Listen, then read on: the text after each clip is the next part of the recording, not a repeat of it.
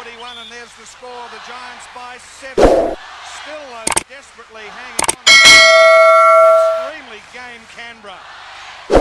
And at the line, shooting 1-1 will be Scott Fisher to try to increase this lead. What an amazing game, Graham. Both teams looked on the brink several times of going down the gurgler, and each time they found that character that's traditional with finalists. Scott Fisher shooting 1-on-1. He's missed it. So Canberra's got 1:40 to make up this 7-point difference. McGeechan, Cottrell can shoot threes. Not that time.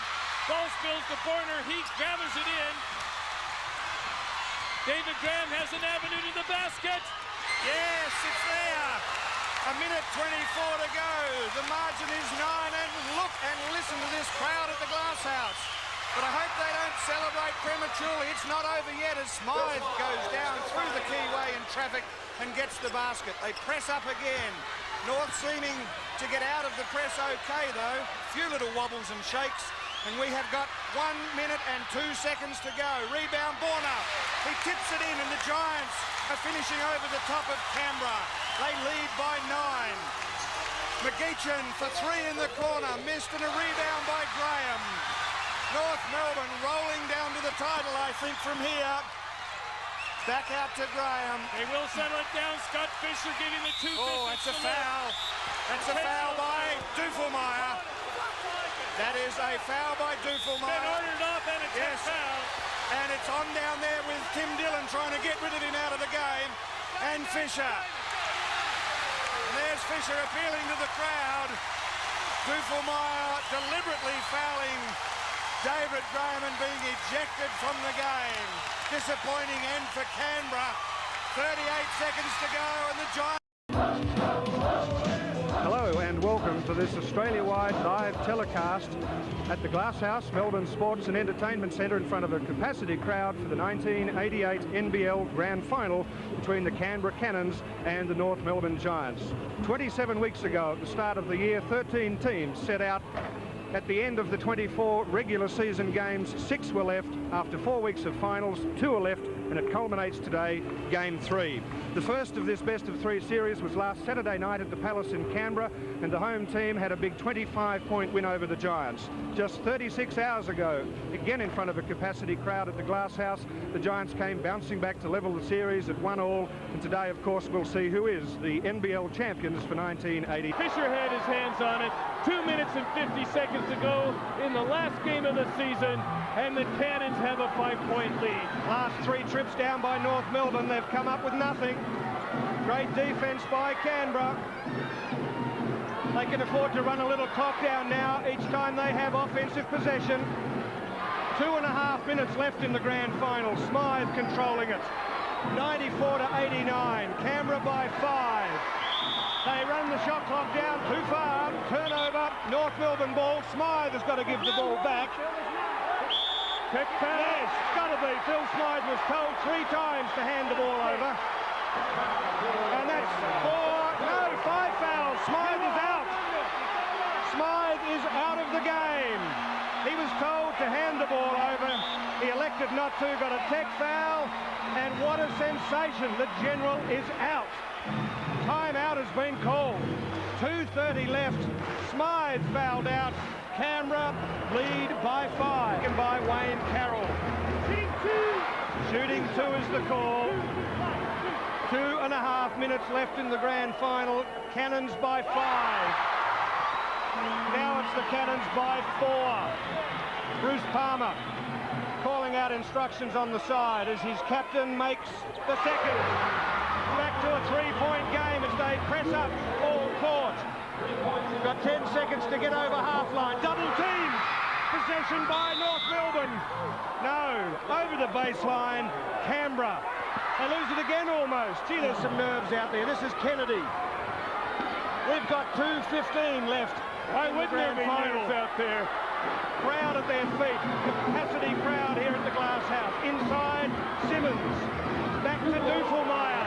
Yes. Great shot by Tad Dufelmeyer under pressure. Only at 5. Only a 2-pointer. Canberra by 5 and under 2 minutes left. Dillon with 4 fouls.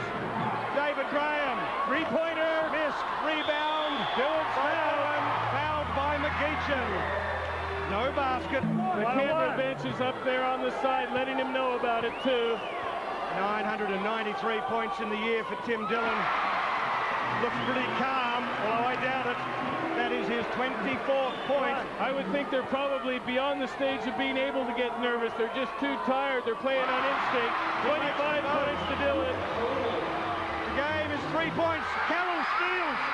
The shot is in. What a great play by Wayne Carroll. They try it again. It's Canberra by 1 point. They can't get over halfway. Now they do. Willie Simmons calling for the ball, but Duffelmeyer goes, gets the basket and was fouled. Sensation at both ends of the court. Carroll a great steal and then a basket. Duffelmeyer an aggressive move down the lane. The margin is 3 points. Canberra 98, North Melbourne 95. With the 6th pick of the 1978 NBA draft, the Celtics selected Larry Bird, who returned to school at Indiana State University for another season rather than playing professionally. A trade for former All-Star Nate "Tiny" Archibald did little to improve the team, and they finished with a 29-53 record. Bird joined the Celtics for the 1979-80 NBA season and guided the team to a 32-win improvement, achieving a 61-21 record and an Eastern Conference Finals appearance. 12.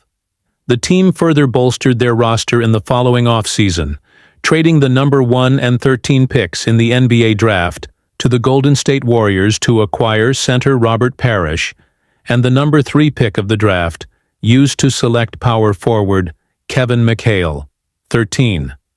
These players combined with Bird for what pundits and analysts consider to be one of the best front courts in NBA history.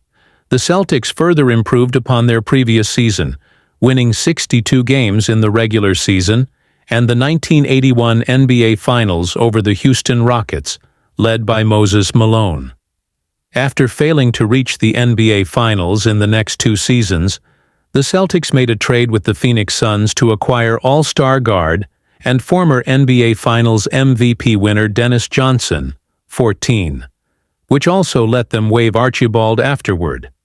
The Celtics made an immediate return to their postseason success, winning the 1984 NBA Finals 4-3 over the longtime rival Los Angeles Lakers.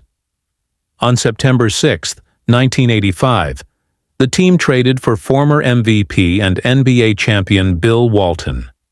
15.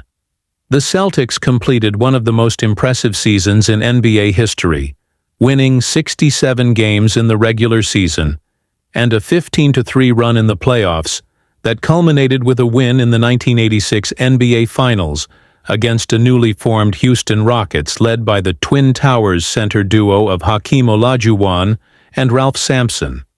As a result of their historic dominance and overwhelming star power, the 1985-86 Boston Celtics are widely considered one of the greatest teams in NBA history.